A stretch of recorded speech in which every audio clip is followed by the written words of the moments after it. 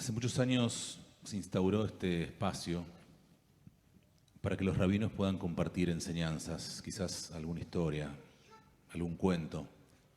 Los rabinos aprovechaban este momento para explicarle al pueblo cómo seguir las leyes de Pesaj, cómo prepararse para Rosh Hashanah, cómo prepararse para cada uno de los acontecimientos rituales que venían en el año. Pero esos espacios no son solamente para contar historias y para estudiar un poquito de halajá, de ley judía, sino que estos espacios son para encontrarnos también desde lo humano. Y por eso quiero compartir algo absolutamente personal. Vieron que hay ciertas personas que logran desarrollar algunas capacidades especiales. Siempre me pregunté cómo hacen los médicos, no sé si hay médicos acá en la sala, los médicos para enfrentar las situaciones de dolor de la gente, ¿no es cierto? ¿Cómo se hace para dar una mala noticia? Los cirujanos, ¿cómo hacen para atreverse a entrar en el cuerpo? Para ver la sangre y no desmayarse. Y quiero contarles que a mí me pasó algo similar. Hace muchos años cuando empecé, tuve mi primer entierro, cuando tuve que acompañar a una familia y despedir a un ser querido. Y me acuerdo que en las primeras veces era tal el sentimiento que yo lloraba con ellos. Pero claro, con el correr del tiempo uno va desarrollando cierta coraza. No es falta de empatía, no es falta de sensibilidad. Es simplemente que uno necesita esa coraza para poder llevar adelante ciertas situaciones. Desde el miércoles a la noche, cuando terminamos de dormir a nuestros hijos, volví a la cama y toda esa coraza se derrumbó. Y no pude parar de llorar. Estaba en la cama llorando. Y llorando. Y ayer por la mañana, cuando intenté combinar algunas ideas y pensar qué compartir hoy, mientras estudiaba y leía, me encerré en la oficina y lloraba. Y volví a llorar. Y no encontraba ninguna ley, ninguna halajá, ningún cuentito que te prepare para todo esto. Y uno se puede preguntar de qué sirven, ¿no? Tantas lágrimas. Tal vez las lágrimas sean la expresión de todo aquello que nos es difícil decir. La expresión de todo aquello que ocurre por dentro. Todas las lágrimas son válidas. Lo bueno es que me ambienta el espacio. No estaba arreglado, pero gracias.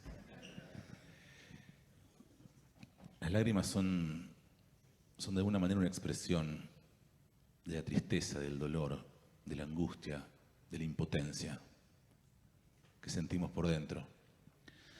La tristeza por la pérdida, ¿no? La pérdida ¿de quién? De alguien a quien ni siquiera conocía.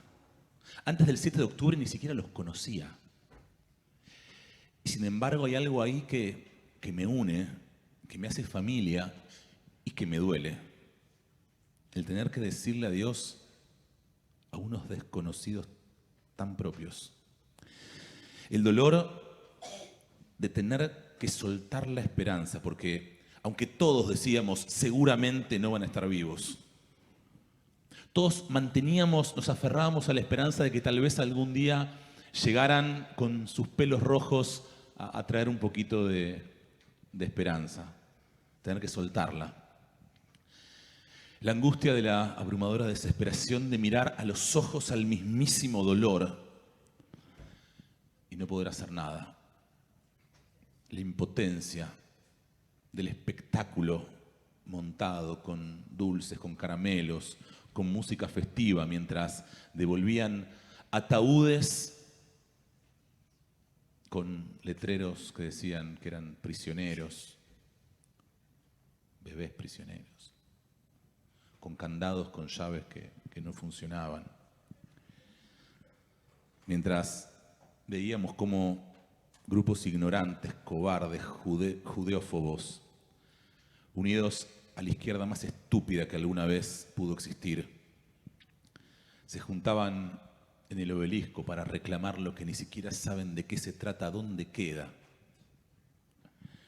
Mientras veíamos en las redes profesores de instituciones prestigiosas pidiendo que existan más familias vivas secuestradas y asesinadas, más niños asesinados. Guido Saá, @altoguido, alto ignorante, alta crueldad de todos aquellos que hablan e incluso de los que se callan, del silencio, de lo que ya conocemos de las Naciones Unidas. El silencio. Secuestraron a 2 chicos. Y no son los únicos, porque son las noticias de ahora, pero la cantidad de chicos secuestrados, asesinados, quemados. Y UNICEF sigue juntando plata para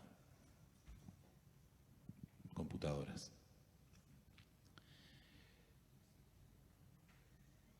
Tan solo vi al mufti de Arabia Saudita, al mufti de los Emiratos Árabes, un mensaje para todos los hermanos árabes y musulmanes, para todo el mundo. Solamente a 2 escuché y a un par de amigos también. Pero de todos los que asistimos a conferencias interreligiosas, de diálogo por la paz, no los escuchamos. Les pedimos a todos ustedes que por fin alcen la voz. Porque los 2 mufti salieron a decir que lo que está sucediendo con Hamás va en contra de los mismísimos principios del Islam. 400.000 musulmanes hay en la Argentina. 2.000 millones de musulmanes en el mundo. 2 salieron a criticar. Amigos de todo el mundo, los estamos esperando. Y es interesante porque la Torá nos habla de los mishpatim. Hoy es, fíjense qué interesante, ¿no? Hoy es la parashá de las justicias. Hoy es la parashá donde nos dicen: tenés que portarte bien, tenés que hacer las cosas bien. Las leyes entre el hombre y su prójimo, cómo convivir entre los paisanos y con los otros pueblos también. Y algo falló. Fallamos. Algo falló. Y entre toda esa justicia que pregona la Torá, cuando parece que todo falla, mi pregunta es si hay lugar para la venganza. ¿Venganza sí o venganza no? De corazón. ¿Alguien busca venganza?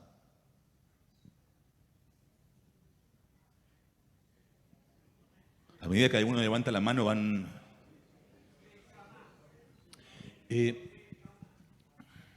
¿Existe la venganza en el judaísmo? ¿Se puede la venganza en el judaísmo?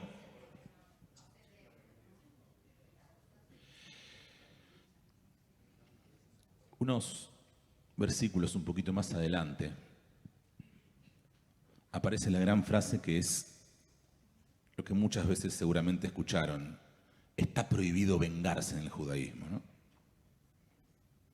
No aparece en los 10 mandamientos, aparece en el libro de Baikra. Dice: Loticom velotitor et bnei ameja. No te vas a vengar y no vas a guardar rencor de tus hermanos, de los de tu pueblo. Que por supuesto no se refiere solamente a los paisanos, sino esto terrible de ser rencoroso y de vengarse. No, la verdad que no, dice la Torá, no.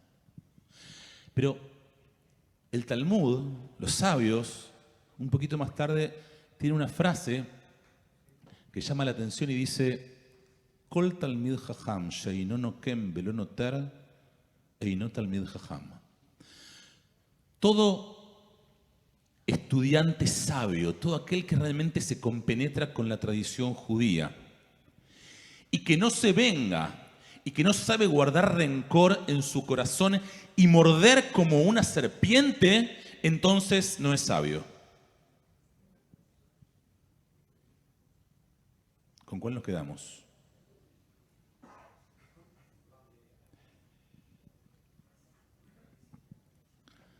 La pregunta es, ¿qué quiere decir la venganza? ¿Qué quiere decir venganza? Vengarse. ¿Qué es la venganza para el judaísmo? Rambam Maimónides, un tiempito después, intenta explicar qué quiere decir vengarse y qué quiere decir guardar rencor. Y dice, la venganza es lo siguiente. Imagínense, me piden prestado una herramienta. Pon un ejemplo sencillo. Me pides prestado una herramienta, yo te la doy.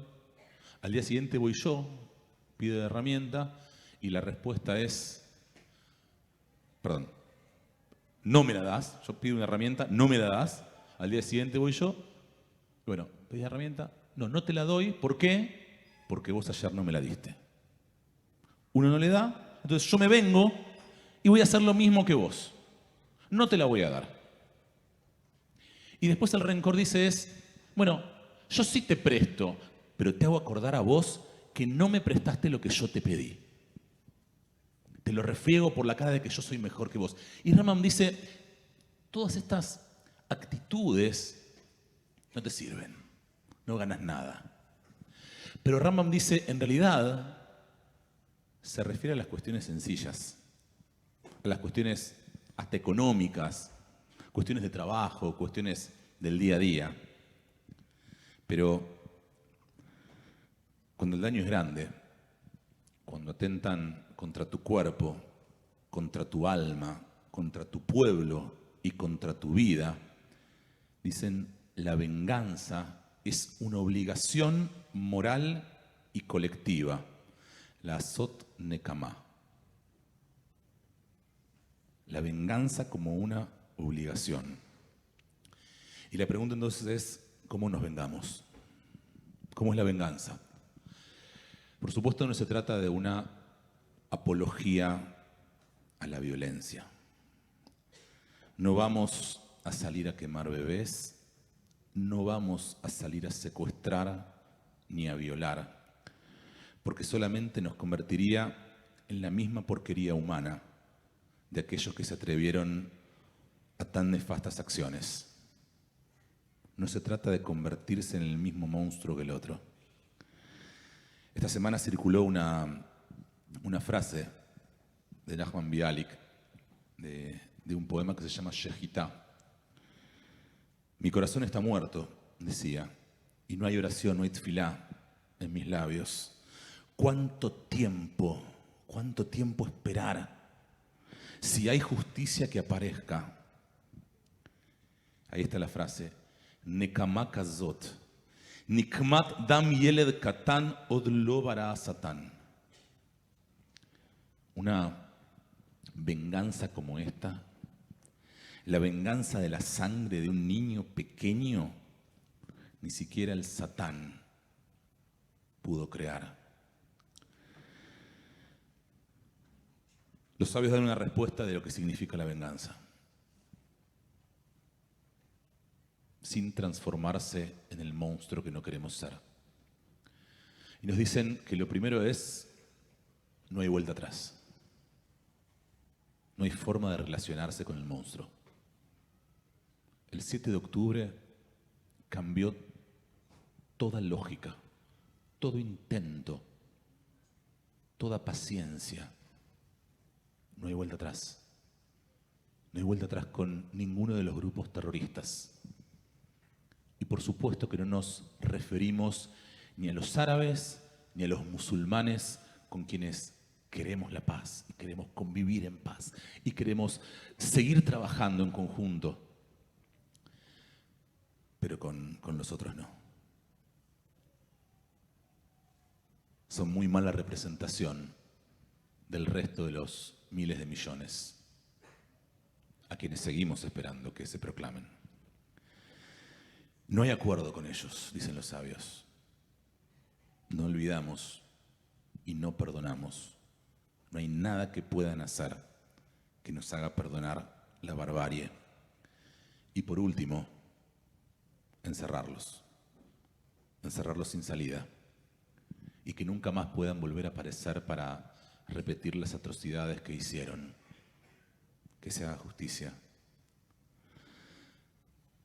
Pero hay algo más, y nos dicen los sabios. Porque todo eso en realidad es hacer justicia. La palabra nekamá, que es justamente venganza, tiene en su raíz, en su esencia en realidad, lakum, levantarse. Tkumá. Tkumá es resiliencia. Es la posibilidad de pararse ante el dolor y renacer. Y si realmente nacer duele y es difícil, renacer mucho más. Para renacer es volver a pararnos a pesar del dolor. La mayor venganza, ¿saben cuál es la mayor venganza? La mayor venganza me la enseñó mi abuelo. Mi abuelo sobrevivió a los campos de concentración y de exterminio. Yo soy su mayor venganza. Mi familia, mi madre, mis hijos. Todos ustedes, todos nosotros, somos la mayor venganza de todos aquellos judíos que expulsaron de los países donde decían vayan a buscarse un Estado, y cuando buscamos un Estado nos dijeron vamos a destruirlos. De todos los judíos europeos que se escaparon de las masacres y de los hornos. Nosotros somos la mayor venganza cuando estudiamos más, cuando hay más Torá, cuando hay más tzedaká, cuando hay más niños jugando, cuando hay más educación, cuando hay más Shabbat, cuando hay más festejos, cuando hay más debate, cuando hay más jupot, hay más bodas, cuando hay más moral, cuando hay más comunidad y familia. Último, una historia cortita. Ocurrió en la organización de resistencia del gueto de Varsovia. Llamaron por teléfono para hablar con el presidente. Mi papá pidió que lo llame. Era el hijo de Abraham. Abraham falleció. Iba a hacer su funeral y pidió que usted esté ahí. Y allí cuando fue el presidente de la organización de resistencia del gueto de Varsovia, se encontró con el rabino que contó una anécdota particular. Dijo, esto es un testimonio real.